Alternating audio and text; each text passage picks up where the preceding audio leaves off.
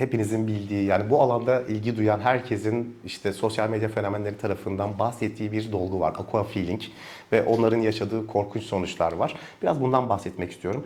O yüzden de yani vücut dolgularına aquafeeling'den kaynaklı yaşanan olumsuzluklar sebebiyle vücut dolgularına karşı da bir ön yargı oluşmaya başladı. Neden oluştu ve o madde nedir? Aquafeeling yani kalıcı dolgular nedir? Neler yapar? Biraz bundan bahsetmek istiyorum. Aquafeeling kalıcı dolgu, vücutla uyumlu olmayan, vücut tarafından eritilemeyen ya da sonucunu beğenmediğinizde de hekim tarafından ameliyatsız olarak çıkarılamayan bir dolgu diyebilirim. Olası bir negatif sonuçta yaklaşık 5-6 cerrahi operasyon gerektiren ve sonrasında da ciddi böyle skarlar, kötü sonuçlar oluşturan bir dolgu diyebiliriz.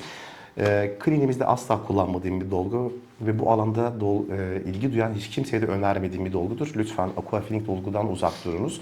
Bunun sebeplerini söyleyeyim. Aquafeeling'de en çok neden problem oluşur? Kayma denen problem neden olur? Bundan bahsetmek isterim. Aquafeeling'i bizzat ben kendim de bu kadar sık karşılaşılan problemlerden sonra bir görüp bakmak istedim. Dolguyu bir elime aldığımda su gibi akışkan bir dolgu olduğunu fark ettim. Su gibi akışkan bir dolgu gerçekten verdiğimiz lokasyonda kalması, verdiğimiz noktada kalmasının zor olduğunu, yani sağa sola migrasyonu yani göç etmesi ya da kayması dediğimiz sorunlar oluşturabilecek bir sıvımsı, viskozitesi çok düşük olan bir dolgu diyebilirim. Hyaluronik asit de tam aksi. Çok sert bir dolgudur. Verdiğimiz yerde beğenmezsek orayı masajla bir yere kaydırmak bile oldukça zor olur.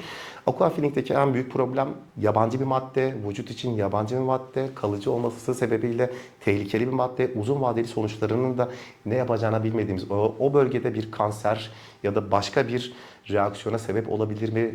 Uzun vadeli sonuçlarını öngöremediğimiz bir madde olduğu için uzak durulması gereken, ısrarla vurguladığım bir maddedir diyebilirim. Hyaluronik asitin üstünlüğü de burada herhangi bir negatif sonuçta ya da beğenmediğiniz bir olası bir sonuçta bizim elimizde hyaluronidaz dediğimiz güçlü bir enzim var. İstemediğiniz sonuç, beğenmediğiniz bir görsel oluşursa hyaluronidaz enzimiyle bunu eritip sizi istediğiniz eski sağlıklı halinize kavuşturabiliriz. Lütfen aquafeeling dolgudan özellikle uzak durmanızı şiddetle tavsiye ediyorum. Sizler de vücut dolguları ile ilgili böyle ilgi duyuyorsanız kanalımıza abone olabilir ve daha sonraki içeriklerimizden de haberdar olmak istiyorsanız bildirimleri açık tutabilirsiniz. Hoşça kalın, sağlıklı günler dilerim.